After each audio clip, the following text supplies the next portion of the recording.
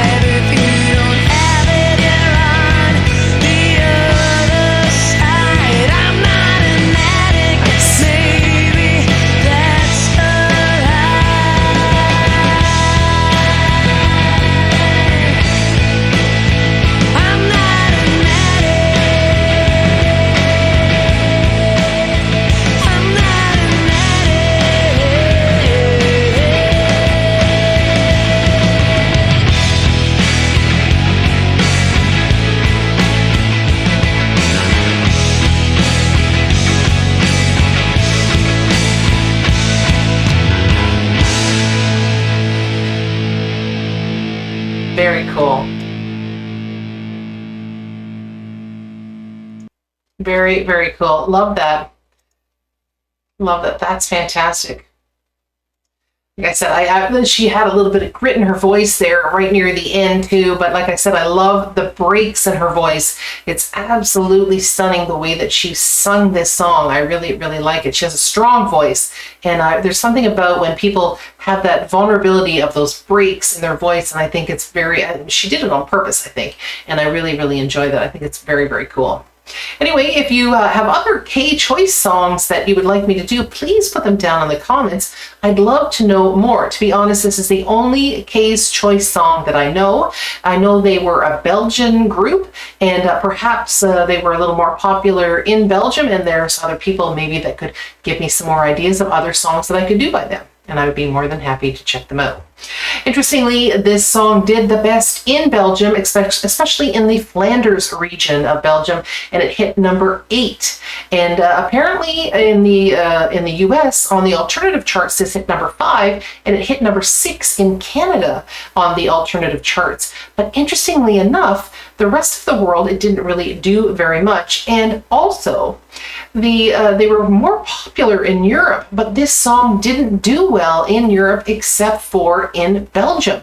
And it didn't really hit the top 20 in most of the European countries, and in many of the countries it was in the 30s, 50s, even up as high as 80. So I'm not really sure why this particular song didn't resonate as well in Europe, when apparently their other music did a little bit better. So if anybody has any information on that, I'd love to hear it. But it really did resonate in the alternative kind of charts and in the clubs in the mid-90s in Canada and the US. I remember hearing this song in the clubs, and it was always a great one to dance to. Absolutely loved it. Anyway, my fun fact for the day is that the lead singer in 2019 actually transitioned to a male. So his name is Sam, and I thought that was very, very cool. And I didn't know that that was actually the case. So cool little fun fact. All right, everybody, I hope you all have a joyful day, and I will see you all again next time. Bye-bye.